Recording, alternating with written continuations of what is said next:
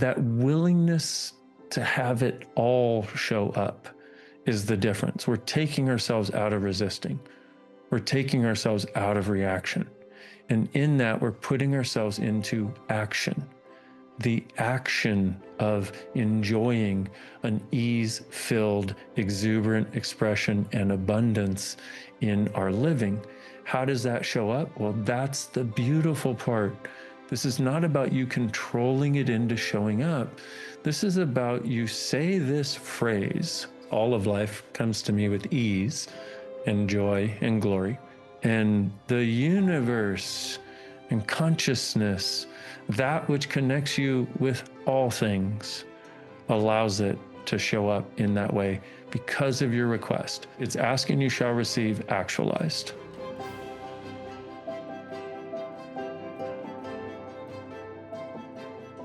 It's interesting because growing up with the parents that we did, there was old philosophical question, if anything happens in the universe, are the kids still wrong? Yes. And interestingly, one of the things I found that a lot of us were given the job of making people happy, but we were never allowed to do the job. Not because we weren't capable, but because they wouldn't let us. And so there's lots of dynamics that go into it. But for me, the first time I truly gave up hope was when I was 30 years old. And that was 26 years ago. And I literally set a date to go, bye-bye, I'm out of here. And then I had a session of access consciousness and it changed it all. And the interesting part is to see glimmers of something like that want to enter my world after that, that sense of wrongness or hopelessness or whatever. And it's interesting because I always know whenever that is showing up, 2 steps after that, there are going to be miracles. I know it. And I finally trust it. It took me a long time to trust that. But so now what I realize is, from a perspective of those of us having more tools for more awareness, more consciousness, getting closer to us, it changes the perspective.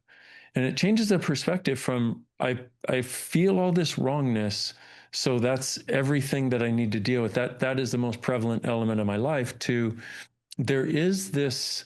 there's something here creating this.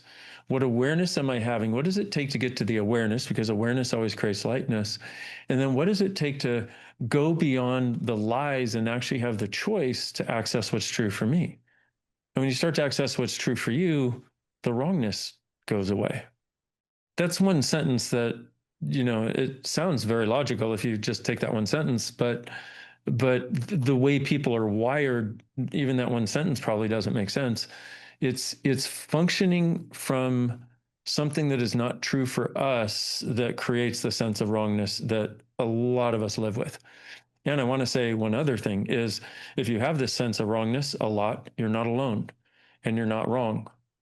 What? Wait, but it feels wrong. I know, but you're not alone and you're not wrong. And why do you feel so much wrongness? Well, the weight you were never meant to carry, all the stuff that's not actually yours. And what do we friggin' do about it? What happens for so many people, their self-improvement, the idea, so many elements to this, but one of the ideas out there in the world is, if somebody can show you how wrong you are, then you will trust them to tell you how to fix it.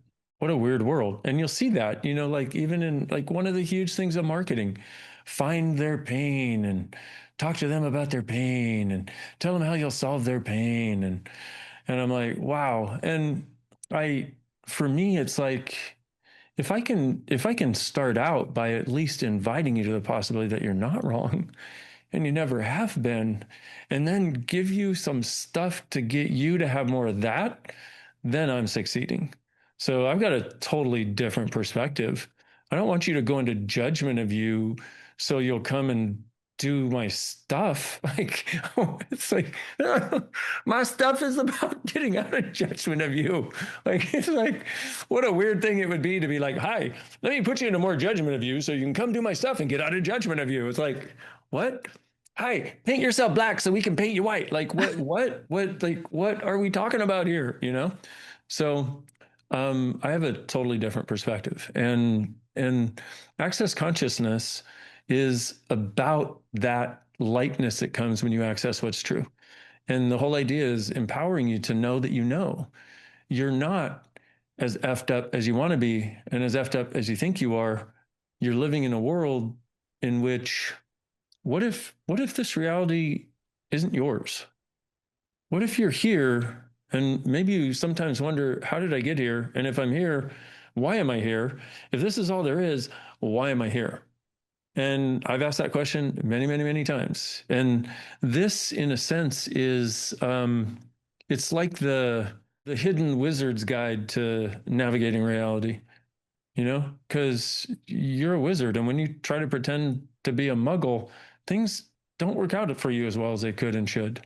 We have this wonderful phrase in Access: all of life comes to me with ease and joy and glory. And, we suggest people do it 10 times in the morning, 10 times in the evening. I suggest people do it at least 100 times a day. And you will literally notice the energy and the space of your life changing. Literally. See, here's the interesting part. Have you ever done something that took a lot of effort? It was real, but it was so rewarding to have done it. The idea of easy is something we're sold by this reality as though if it takes effort, it's probably not something we should do. But it's kind of like, if you there's a wonderful reward in knowing that you have the strength and the fortitude to choose to do whatever it takes to create what you desire.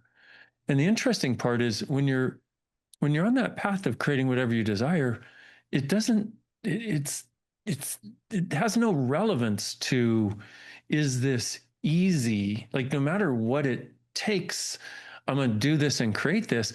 But within that, if you're willing to allow ease, then even like if you're creating a project, even, staying up till 2 a.m. and then getting up at 6 and working on it again because you're so enthused, it's like that has a sense of ease to it. Is it easy? Well, not by the way people would define easy, but when it has a sense of ease, it has a sense of space.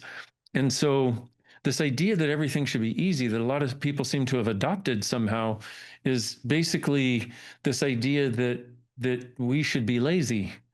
And the funny part is, most of us are not lazy. And if you're sitting there thinking you're lazy, you're probably not lazy, because most people who truly are lazy never think, oh my God, I'm so lazy. They just are, So it's like, and if they are, who cares? Like, why we don't got to be judging them. You know what I mean? But it's like ease has a sense of space. And this sense of space that something can have means that that's when the miracles can show up also. Part of what I would like to invite is more of the space for that to occur, the space for things to be received differently. Because if you look at miraculousness, by definition, it's beyond definition. Okay, but by definition, it's something that cannot be explained, something that occurs beyond rational, explainable reality. And that's also an intersection of when you are being what is true for you, that's when things start to show up miraculously. And so miraculously, and so in a sense, the snake is biting its tail with this particular conversation, because the whole idea in most people's worlds is I want things to show up miraculously, so everything is easy for me. It's like, no, when you're willing to have a space of ease, things can show up miraculously, and you'll function from the truly magical creature you are, because the true meaning of magic is doing what works. And I need to make one other addition here to this conversation, which is I'd like you to just look for a moment. How often do you choose what doesn't work? Like, I had this awareness the other day of me and other people, and I was looking, I'm like, wow, there are so many times where I was conditioned to choose what doesn't work. What? Like, literally conditioned to choose what doesn't work. And I would look and go, why does this not work? Oh, because I'm choosing what doesn't work. In changing that, what's required to change that is not fighting against that, because there's nothing to fight against.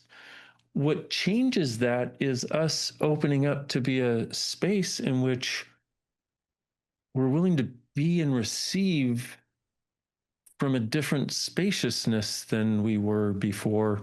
So we don't have to choose these things that don't work, and we allow ourselves to choose that which will. And that's actually where the magic is. Magic isn't something that comes from a wand. Magic isn't something that's outside of you. Magic is you. And when you allow that space and that willingness to know you and not shy away from you and get a sense of what really is true for you and function from there outward to the world, that's when your life becomes magical. And you no longer have to hold on to everybody else's point of view of poverty and hard work and avoiding hard work and doing what doesn't work. You naturally gravitate toward what does, because that is the lightness that you are here to be. A lot of people, and me included, have done affirmations as a way of trying to change our state, and change what's going on. And an affirmation is about trying to overcome your negative point of view with a positive point of view. And that doesn't work very well. It works for a little while, but then you get the opposite coming back in spades. So what this is about is it's all of life. The good, the bad, and the ugly comes with ease. If we just had that, okay, world changing, okay, all of life, everything that occurs comes with ease. Even the stuff where I want to resist and want to fight, whatever, it comes with more ease than I ever thought possible somehow. I don't know how, but I'm saying it, and then it shows up. Okay. And this is the other thing. It's not about you making it happen and controlling it into happening. Use the phrase, Luke, all of life comes to me with ease and joy and glory. And it's the good, the bad, and the ugly. Because could you imagine how wonderful it would be to not have to resist based on it's bad, it's ugly, it's this? All of life comes to me with ease and joy and glory. And glory is exuberant expression and abundance. And the thing about this particular phrase said exactly that way is that it is a cheat code to bust your stupid face out of the matrix. So you won't have a stupid face in the matrix anymore. You can choose whatever face you want. But literally, it's a cheat code. All of life comes to me with ease and joy and glory. Because a lot of people are like, why would I say that? I'm like, well, I'm not supposed to tell you that it's a cheat code until you find out it's a cheat code. So let me tell you it's a cheat code, and then maybe you'll use it. Because it's that willingness to have it all show up is the difference. We're taking ourselves out of resisting. We're taking ourselves out of reaction. And in that, we're putting ourselves into action. The action of enjoying an ease-filled, exuberant expression and abundance in our living. How does that show up? Well, that's the beautiful part.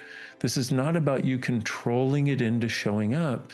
This is about you say this phrase, and the universe and consciousness, that which connects you with all things, allows it to show up in that way because of your request. It's asking, you shall receive, actualized.